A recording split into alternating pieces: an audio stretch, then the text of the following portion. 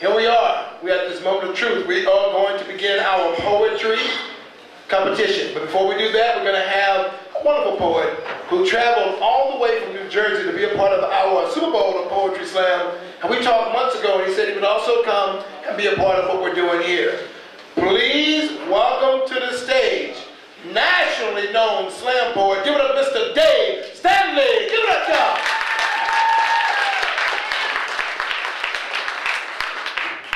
What's up, guys?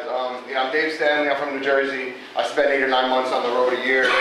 But like this whole thing that's going on here is beautiful. Like when I'm back home, I bring shows. I have something called Recovering with Poetry. I bring shows and workshops into schools and rehabs and jails and stuff. And I just like to see what you guys are doing down here. So it's real inspiring. I'm just gonna kick 2 poems for you. So I don't write love poems. But you taught me my first real lesson about love, that it hurts. You showed me that when you love somebody, I mean really love somebody, you must give them every single part of yourself or it just doesn't work. You see, love is the first day of school, or that feeling you get in your stomach right before you get on a roller coaster.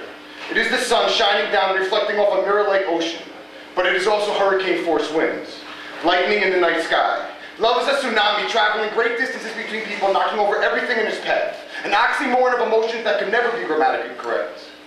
Love is beautiful. Love is a disaster. My grandfather kissed my grandmother goodnight 3 times before he went to sleep for the last time. This is love. Old weathered love that has lived through world wars and the Great Depression has traveled across the Atlantic Ocean. This kind of love builds houses with bare hands. It raises children and puts them through college on minimum wage. When my grandfather died, my grandmother was lost. I held her for the entire wake, and I believe I could feel the life escaping her soul, because when you lose the love of your life, it is a disaster. I watched my grandmother slip into a depression so deep, so immense, that I wasn't sure she was ever going to make it out. She now spends her days sleeping and listening to Catholic radio.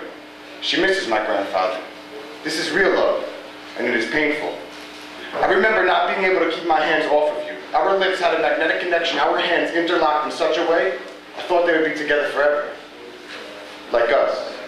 This is new love, blossoming love, filled with long, passionate kisses and strong hugs, the kind of love that spends every second together because you have no choice. It feels so amazing that you never want to let go, but when you do, sometimes it never feels the same.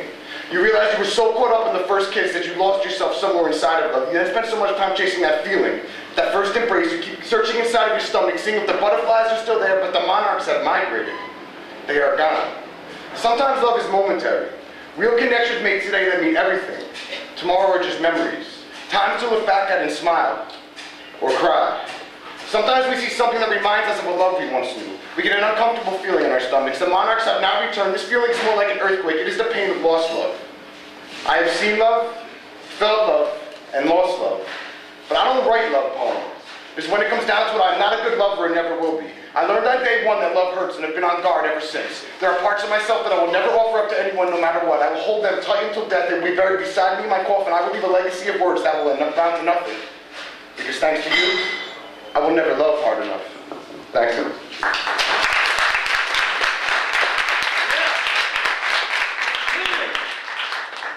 Alright, like I said, I bring shows to schools and rehabs. I bring shows to rehabs because I'm in recovery. I have like 19 months clean today, this is right now.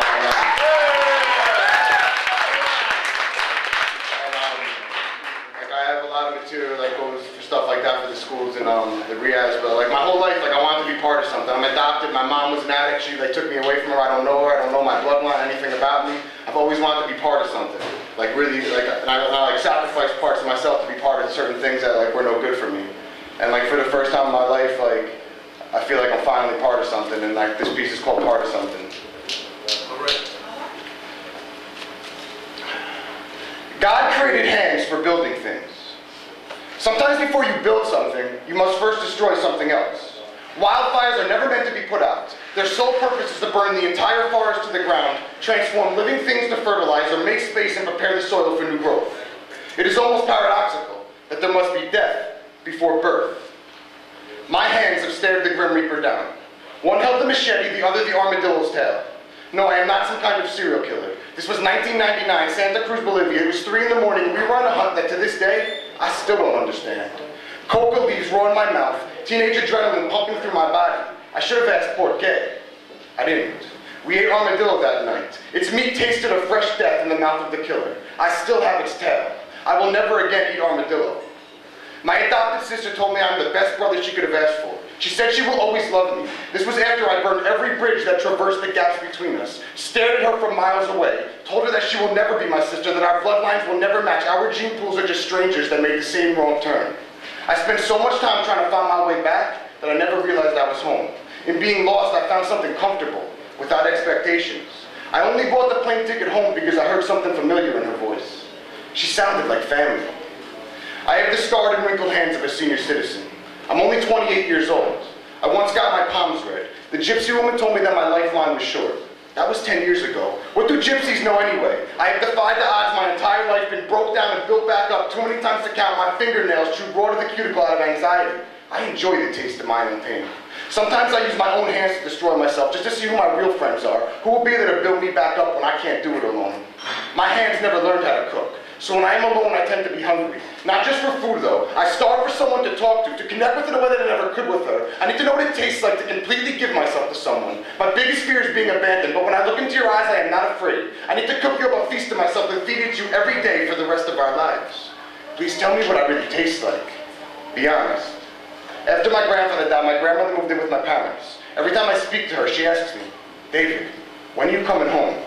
I've never called that place home, so I don't know how to respond to her. I tell her that I love her, that I am writing about. She tells me she puts her hands together for me every night, prays that I will get the job I want. I guess some prayers do get answered. Sometimes 2 hands in the right position matched with a conversation with God can change things. I even accidentally call that place home sometimes. My dream is that my hands evolve into wolves, become part of a pack, work together with other hands to make a difference. Some days they will be the alpha male full of confidence at the head of the pack.